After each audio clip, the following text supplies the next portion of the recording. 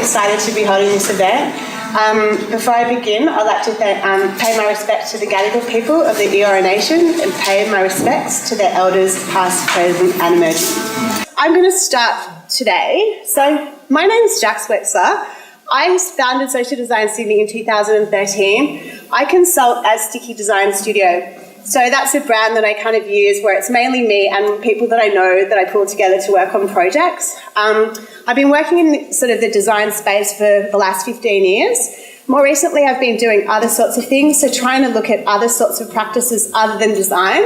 So this talk, I will share an approach that I used on a project where I use asset-based community development, co-design and systems thinking. So tonight I will talk about the approach. I will share a little bit of information about the case study, and then I'll do some reflections on what could have worked better. And what do I mean by complex problem? Complex means we have many variables and factors, often unseen. I love this photo. It's a cross-section of the inside of a bacterium. Things often in social context, there's so many different factors that interact with each other and they're not obvious at first glance. And it's really important that we sort of understand what's under the surface.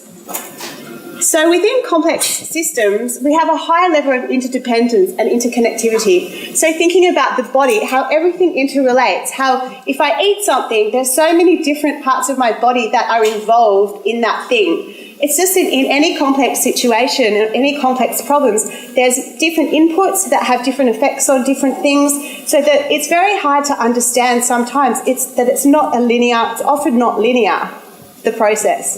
This will become more apparent when I give you some examples. Also, within complexity, cause and effects is unknown and unknowable. Because it's not direct, one thing doesn't make something else happen.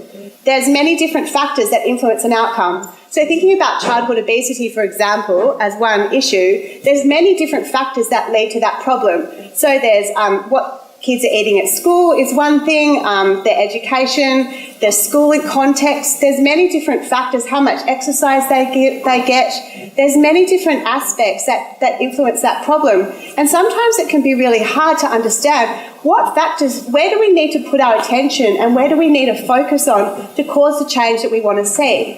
And the thing is, as well, sometimes in these kinds of contexts, where we think, like, there's a great story where there's a farmer and he has a crop and he has a bug. So there's a pest there and he's like, okay, I'm going to kill the pest. I'll get this chemical and we'll kill the pest. But what happens is when that pest isn't there, that pest eats another pest. So the other pest comes up and there's an overpopulation of the other pest and that starts causing problems. So often we are not, we have to be clear about all of the factors within a system to understand where to intervene. So this was a kind of map of the place that I was working in. So I was invited to work on a place plan, which was FACTS. FACTS actually approached me. I've done some work with them in the past, a regional FACTS group. They approached me because they... Actually, I'll talk about how the project came to be in a moment, but this is just to illustrate the complexity of the context, okay? So there's place-based issues around transport, gentrification, poor lighting, culturally unsafe. Family and social cohesion is a real issue in that area, family breakdown, lack of role models, family fragmentation, lack of cohesion. So just as a little bit of background, this area is a small social housing, a few streets in an area in a regional town. According to the census, there's 40% Indigenous population. However, a lot of Indigenous folk are not filling out the census form, so there's actually quite a high population of Indigenous community within that area.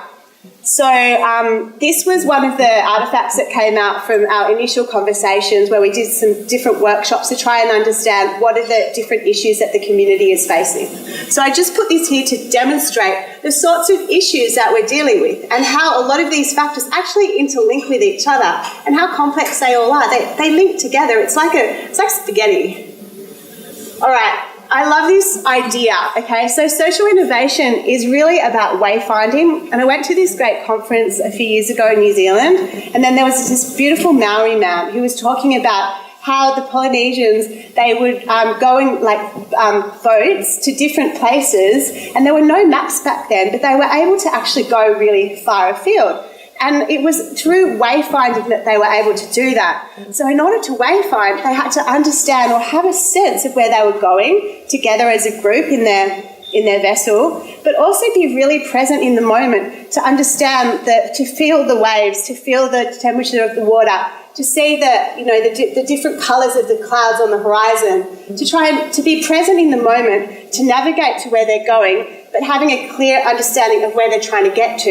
And I just love that metaphor so much around social innovation, because we don't know how to get there. It's really tricky stuff. We have a sense often of where we want to go to. Most people want the better things, well-being, health, these kinds of things. So there's often that shared goal, but often we don't know where to go. And in order to do that, we need to be really present. We need to be clear about the signals around us and be adaptable so that we can move and flow to get to where we want to be going as a collective. So within these contexts, there's the seen and there's the unseen. But that's pretty much in any context in life.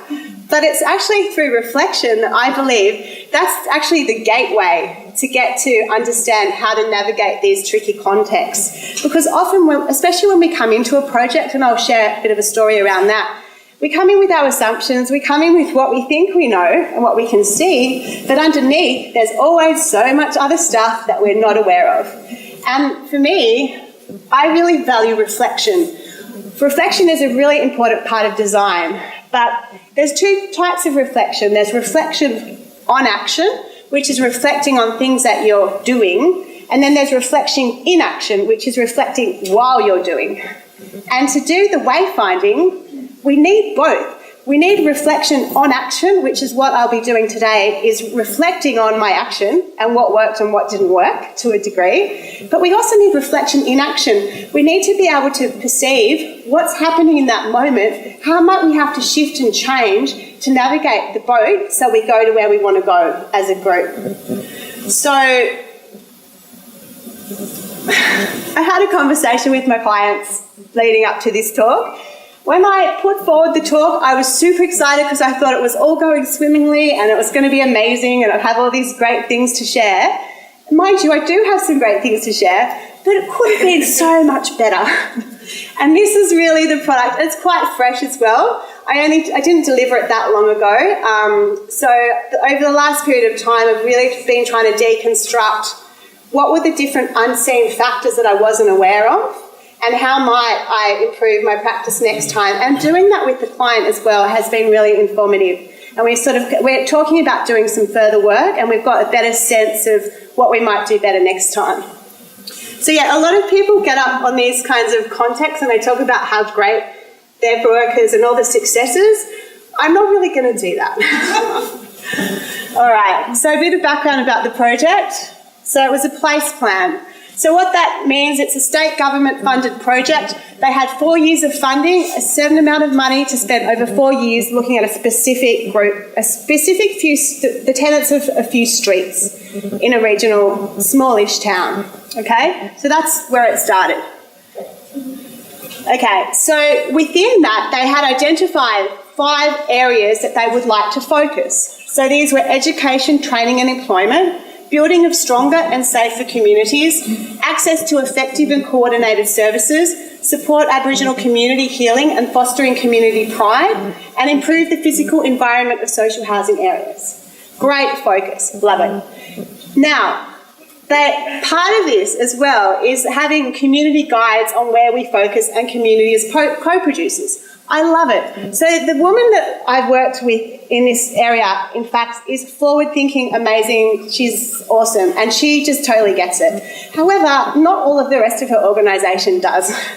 So that's a bit of a challenge. But she came to me saying, you know, we want to invest in community-driven and sustainable solutions. We want the community to tell us how they want to be supported. We want to look at the assets that exist in the community. There's a really rich community and they have a lot of assets, a lot of good people doing really great things. For example, this great woman, her name I will not share, but she runs this group called the Happy Women's Group, and she gets the women together at the Y every month or something and connects them with the services that they need. So there's lots of people doing really, really amazing things, but they're totally under-resourced. Another guy, he knows all the youth in the area. He was a great guy. He came to one of our workshops. He's like, give me a place. He finds bits of disused wood materials and stuff, and he builds stuff. And all the young kids are asking, oh, can I help? Can I help? But he says, like, if you give me a place and give me some tools, I'll get these young guys off the street. So there's a lot of that stuff going on, and then there's a whole lot of funding and well-intentioned people who have funding and resources, but it's not connecting. So that was kind of the vision of the sponsor, to try and make that happen. So the question, how might the social housing estate community be strengthened so that they can co-create a better future? So it was about co-creation. It was about them working with community. That was the intention of VAX. But, yeah. So part of that was also giving the underrepresented a place at the table. And a lot of people a lot of the community would be very hard to reach. I don't have that slide in here. I have another slide which I'll show later, which shows the community segments. A lot of ex-incarcerated people, a lot of transient people coming who don't always live there, a lot of tensions around that too. The community was really fragmented. I had no idea about this. So we had a community workshop, and also the project team was quite new, so they didn't quite understand a lot of the dynamics of the community. We had a community workshop, and it wasn't that not many people came. As I found out, it was because they didn't know who was going, and if so-and-so's auntie was going that they're not friends with, they didn't want to be in the same place. So there was all this worry about who was going to be at this community workshop that not that many people came. So these sorts of things I had no idea about when I'm planning this, and Vax had no idea about when we planned all this stuff. And yeah, so these kinds of things became apparent. Okay, so I'm going to share the approach. Now, this is a little bit more kind of theoretical. All right, design and co-design is not a silver bullet. And everyone's trying to do human-centered design everywhere you go now, which is fantastic. But there are other things that can help. I'm a real fan of systems thinking and human-centered design, like a new kind of thing that's emerging called systemic design. I think design is amazing and it has a really important role to play, but I'm starting to look at other things and have been for the last few years and incorporating them within my practice. So what I'm sharing with you today is an approach, as my sponsor said, that was really sound, although next time, if there is one, it will be executed better. And if you're interested in this kind of stuff and want to chat about it, I'd love to know how else it works in practice. So this is the approach, co-design. So designing with, not for, the people involved in an ecosystem, partner and community involvement in opportunity identification and solution development. So if you use this, please come and see me because I'd love to chat about it. So anyway, so the idea was to bring co-design in. The idea as well was to involve partners. So we understood the way to go forward with this. There was a lot of good intention around partners and stakeholders and people who wanted to support the community to thrive. And then you had the community. So the idea was having the steering groups, partner steering group and community steering group, and working very closely with them. So that was the co-design part. Asset-based community development, I love it. I'll talk a little bit about it in a sec what it means. So focus on what's working, existing community assets, asking what's possible, not what's wrong. Too often we go in with what are the needs of the community, what's broken, what are the needs. Why don't we go in there and say, hey, what's working here? What have we got to work with? How might we help that to happen? It's a totally different mindset and so important in community, in any kind of work, but particularly community-driven work. And the third one, system thinking. So through understanding the system, we can be strategic about where we focus, okay? I will give a little bit more explanation of what these three approaches are in a second. All right, I'm not going to play this. Does everyone know what co-design is? Yeah? basically the video it says, it's a really great video, I use it a lot, but I don't want to waste the time. It's like, hi, I'm so-and-so, I live on Panda Island, and we all got together and we decided to design a bus. And we can use the bus for so-and-so who needs it for this, and we can go here and we realise these people don't get access to the bus. So we change the route to get them on the bus. So really it's about community, it's about engagement and co-designing solutions together that work for everyone. That's pretty much the basis. These guys will talk more about it too if you need, I mean, I'm sure. Anyway, there's heaps online and on the Social Design Sydney website. So the main principles of co-design. So people are experts in their own domain, so that's really important to recognise that the people who you're serving, the people who you're designing a service, a product, an intervention, anything for, they are experts of their world. Yeah, we don't know. We can't come in and say, hey, over there, oh, we think that this is the right thing. Oh, let's go do this for you over there, and not really understand what their needs are or how it might work and how it fits into their world. So recognition that they are experts and their expertise is valuable and, yeah, important. So designing with rather than designing for, again, not designing something over here. So many times I've been involved in projects, lots of government ones, but anyway, lots of projects where people go and design all these things, they go into solution mode and they come up with this idea and then they put it out there and it totally fails because they haven't involved the people who they're designing for, and they miss a whole lot of stuff by doing that. Okay, the other thing I love about co-design, this was actually a photograph. We were so fortunate to have Liz Sanders, who is like my design hero. If you're interested in co-design, I strongly recommend that you look her up.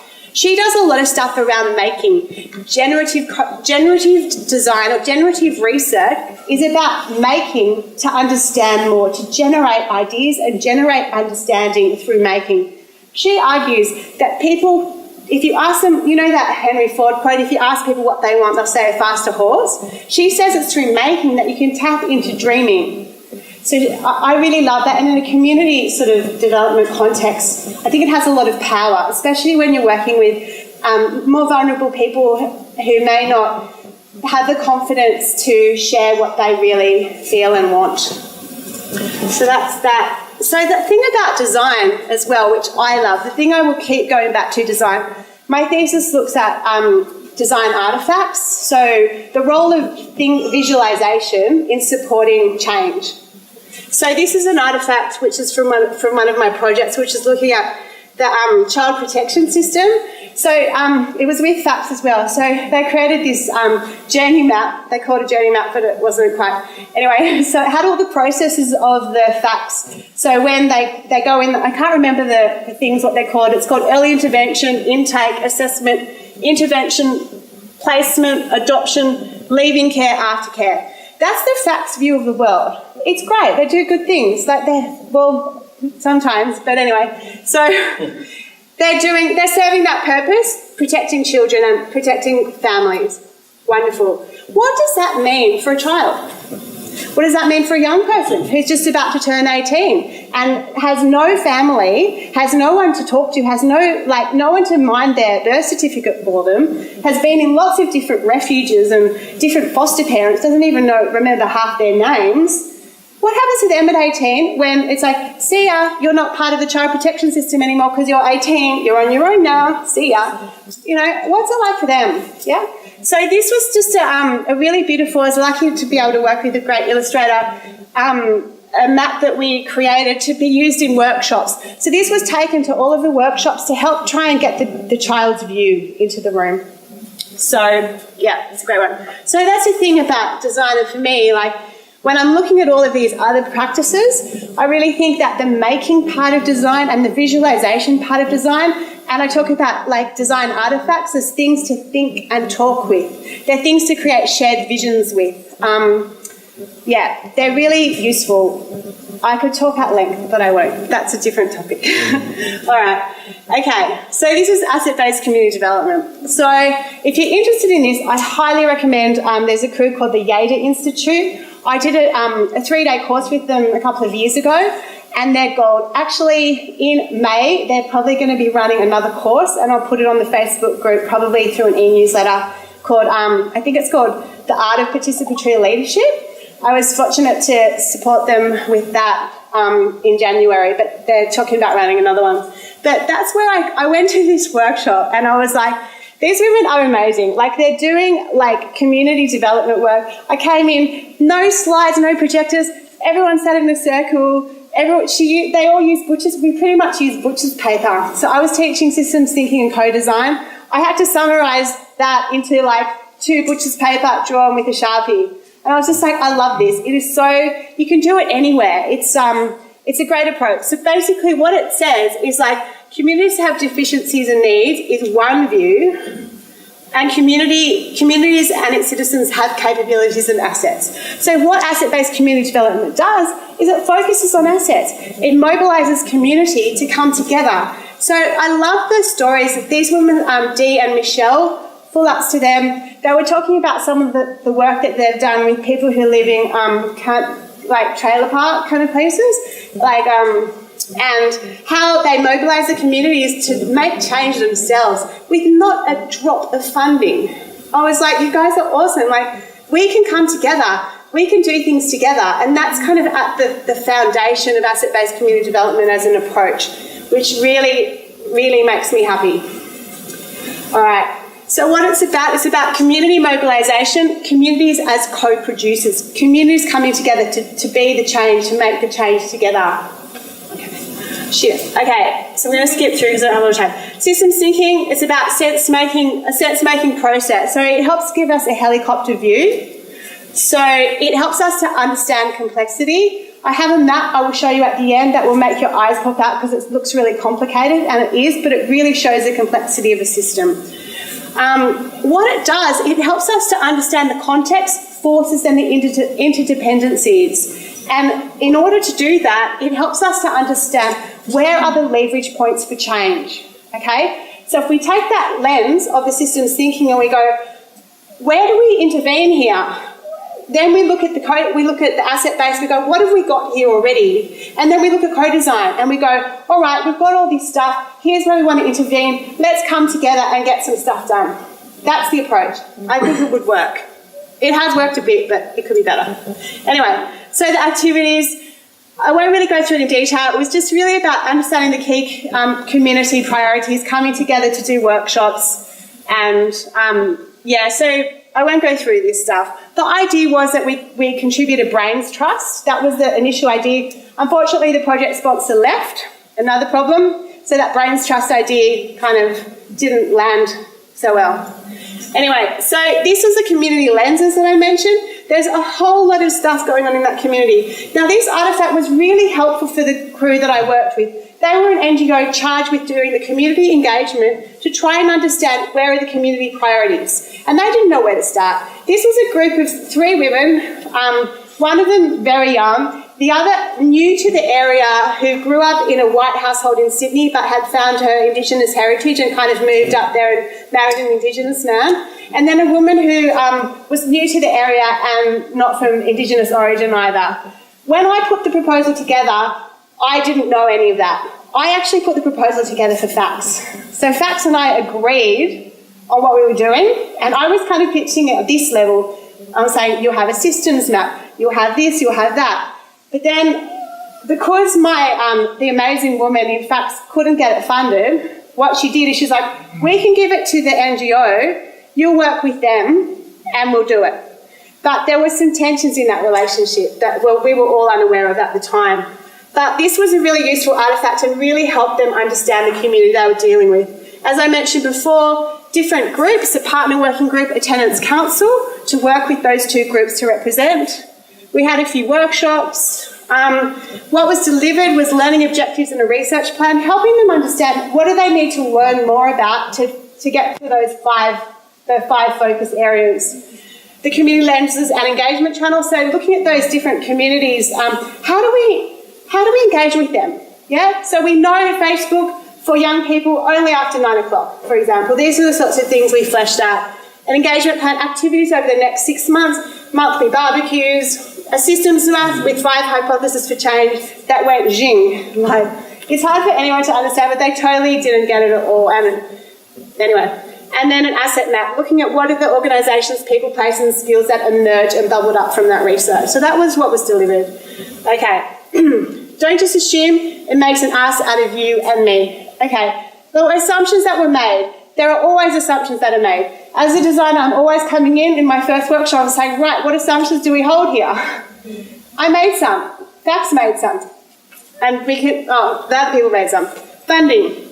So the funding issue, as I mentioned, it's awkward because I had created this whole plan with fax. And then I had another group with the project team that were fresh, weren't involved in the planning, didn't understand the planning, and got brought on really late in the piece. So the program director or manager, program lead, I don't know what her title was, she came to the kickoff meeting, then went away and came back 2 days before one of the first stakeholder workshops. So she wasn't involved and she never quite got it. Bless her. How could she get it? And the other thing was there wasn't enough time built in for that awareness because I didn't think it was needed because I was talking at this level. Had I known, had I had that opportunity to engage with the client that I was actually serving, I would have shaped things so differently. Trust. Trust is key, as we all know, but especially in these kinds of contexts. This is an Indigenous run NGO. Here's facts, here's government. There's not a lot of trust that goes on there. Yeah, even though facts, the sponsor in fact is amazing and held a lot of trust. She did leave. That did not help trust. The community didn't really trust the project team because they didn't really know them. They weren't, faces within the community. There wasn't enough time for the project team to build the relationships with the community to get that trust because trust takes time. The other thing was that the project was run on fax timing. So fax are like, we've got 4 years to run this thing. We have to have this done by now, and this done by now, and this done by now. But that timing did not work for this group because this group had to build relationships. The community is very complex. They with their barbecues, they annoyed a stakeholder because she wasn't told that the events were happening. And she was meant to be one of their community connectors. So that relationship turned a bit sour. So these kinds of things happened, and the project team, I certainly wasn't aware of it, but the project team wasn't aware of this kind of stuff either. So yeah, timing to build capacity. I wish I had more time to actually bring them more on a journey, to build trust and to build relationships. Good relationships are the glue. Never underestimate their power. All of this community work is all about relationships. We just have to focus on it. And that's the thing. Once something goes a little bit askew, it crumbles. Yeah? With me, so I delivered my report and I was not allowed to show facts. Now, that was really awkward for me because there's so much beautiful intent. Where is it? Huge appetite. So I ran a stakeholder workshop. It was amazing. It was one of the better workshops I've run. I had people there calling each other on assumptions. Everyone was totally into it, totally up for it, really wanting to serve this community better because they didn't know how. So that, for me, that was a real bright point for possibility for change. Although the NGO, they were a service provider and they didn't see it like that because they were in their bubble of life. So the thing with the systems thinking is that you play a part in that system. But I just think that was a bit of a challenge. Anyway, so power. Be mindful of power dynamics. I won't forget, at one point, the not-for-profit said to me, we're not going to do what fax tells us to do because they tell us to do it. Yeah? So that, to me, and I'm fax. I came in through fax. I gave them the report. I said, I'd love to show facts because I want to get their feedback on the systems map. No, you can't show anything to facts. We've got to talk to our CEO, but our CEO is never available. We'll let you know. And they just really wanted to sit on it for a while. Spoke to facts about that. They're like, yeah, that we understood that they wanted to do that. Power dynamics happen. So we have to just be aware of them is all I can say with that one. And culture. What I wish I had was somebody to help me translate. So a systems thinker that had cultural knowledge and could help us both communicate. That was key. I haven't done a lot of work with Indigenous community And all of a sudden, I work at the service system layer normally, not directly with Indigenous community. Yes, kind of, but not fully. So if we had that, that would have really supported the program. And partnership. So FACTS went in thinking, yes, we're partnering with the NGO, but the NGO weren't really feeling that they were partnering with FACTS. The NGO wasn't really feeling that they were partnering with all of the other service system providers, which was the intent, but it wasn't explicated or committed to early. So I think to make change happen, that part's a real key, yeah? And that's pretty much it. Thank you.